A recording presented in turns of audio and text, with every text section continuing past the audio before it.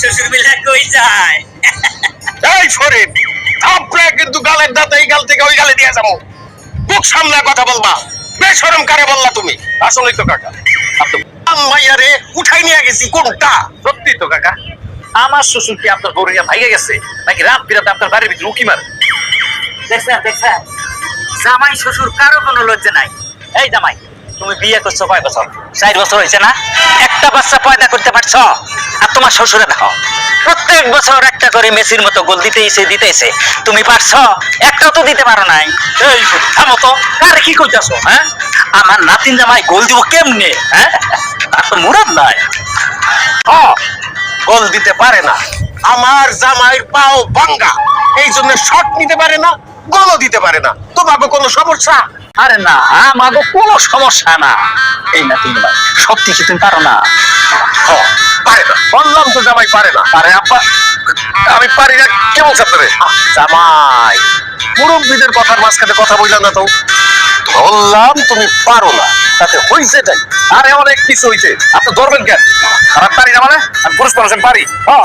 তুমি কেমন পুরুষ মানুষ? 3-4 বছর বিয়ে হয়েছে, একটা নাতি নাতির মুখ দেখতে পারলাম না। এই যে সত্য কথা, আসলে ওর বাবা। এত বড় কথা না, এরকম সবার সামনে আপনি আমার অপমান করলেন। আজকে যদি এরকম বিহিত না হয় না, আমি আমার শ্বশুরের গোষ্ঠী।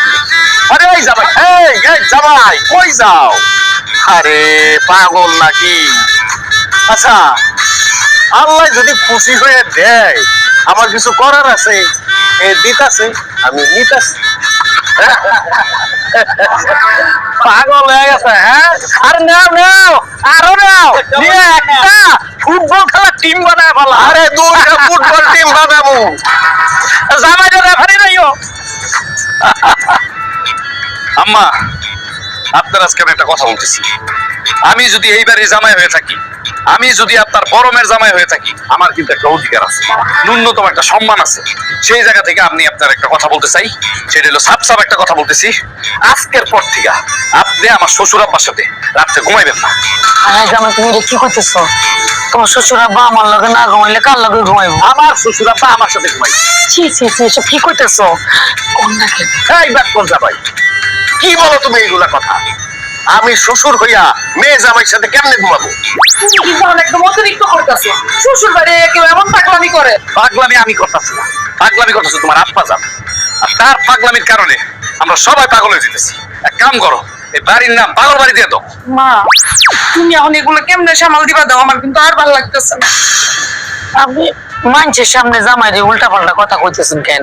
হ্যাঁ, বয়স হয়েছে না, বুড়ো হয়েছেন না, বুদ্ধি কি হাঁটু নিচে নেমে গেছে? এই, তুমি আমারে যেভাবে খুশি অপমান করো, অপবাদ দাও, আমি কিছু মনে করব না, কিন্তু দুনিয়ার সবাই যা জানে জানো। তুমি তো জানো যে আমি বুইরা না। দেখছেন আম্মা, দেখছেন আবার ইঙ্গিত দিয়ে কথা বলতেছে। আমি তো জামাই হিসেবে এসব সহ্য করবো না। এত চেষ্টা করার পরও আমার শ্বশুর আব্বার আমরা নিয়ন্ত্রণ করতে পারতেছি না। এর জন্য আমার শ্বশুর আব্বা আমার সাথে ঘুমাইবো, এটাই ফাইনাল। এই, তুমি এই ডিসিশন কেন দিছো?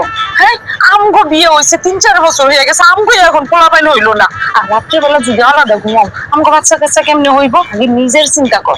আরে আমার বাচ্চা কাচ্চা পরে, আগে আব্বা আর আম্মারে থামাও।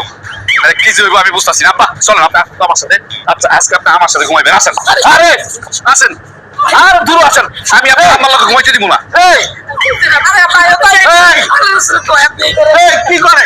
আরে আমার হাত ছিঁড়ে দেবো তো।